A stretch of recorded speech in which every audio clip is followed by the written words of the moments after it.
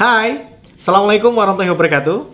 Berjumpa lagi dengan saya di channel Ilmu Guru, Ruang Belajar Bersama. Di kesempatan kali ini, saya akan membahas tuntas tentang apa itu alur proses produksi multimedia. Untuk itu, ikuti terus channel saya. Langsung saja kita check it out.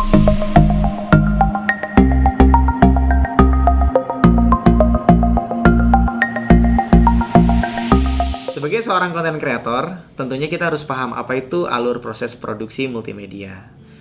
Nah, yang dimaksud dengan alur proses produksi multimedia itu adalah sebuah tahapan dalam pembuatan hasil karya produk multimedia. Tentunya, multimedia memiliki beberapa konten multimedia, yaitu teks, audio, gambar, video, dan animasi. Semua konten tersebut, apabila kita ingin membuat sebuah hasil karyanya, tentunya memiliki alur proses.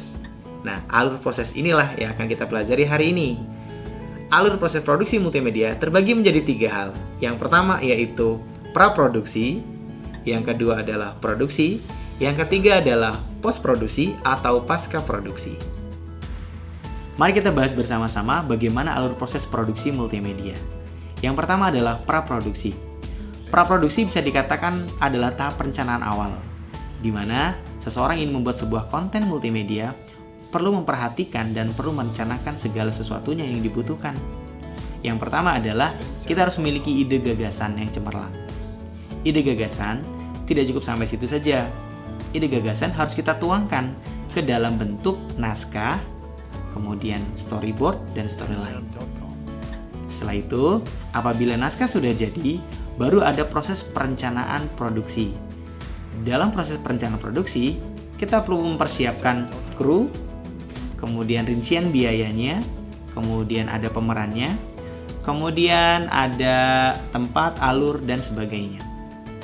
Ketika semua perencanaan itu sudah kita siapkan, barulah kita masuk ke dalam tahap produksi. Jika kita tadi sudah membahas tentang praproduksi, nah sekarang kita akan membahas tentang proses produksi multimedia. Proses produksi multimedia merupakan proses pengambilan konten multimedia, antara lain syuting, kemudian dubbing, pembuatan program, serta menyiapkan beberapa software-software yang dibutuhkan nantinya untuk membuat dan mengolah hasil konten multimedia tersebut. Tahapan ini merupakan tahapan yang paling sulit di antara yang lainnya. Kenapa? Karena di sini membutuhkan waktu yang sangat lama. Karena terkadang terkendala oleh tempat, kemudian lokasi syuting, kemudian kondisi cuaca, dan terkadang terkendala oleh naskah yang terkadang berubah-berubah. Untuk itu, kita perlu mempersiapkan segala sesuatunya dengan baik agar mendapatkan hasil yang maksimal.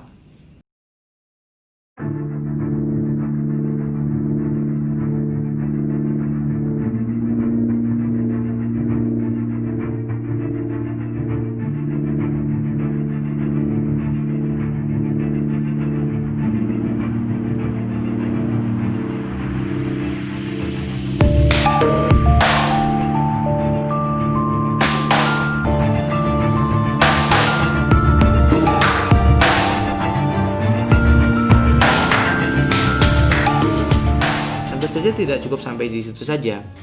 Kita harus merevisi hasil karya yang sudah kita buat. Kemudian, kita harus melakukan tahap uji coba, sehingga hasil karya tersebut betul-betul siap untuk dipublish atau masuk ke dalam tahapan post-produksi.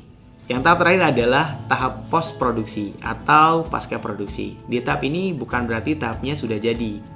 Namun, hasil karyamu yang sudah kamu lakukan pada saat produksi, kita masukkan ke dalam proses editing. Nah, di post produksi ini terdapat 3 poin. Yang pertama adalah compositing, yang kedua adalah assembling, dan yang ketiga adalah rendering. Compositing.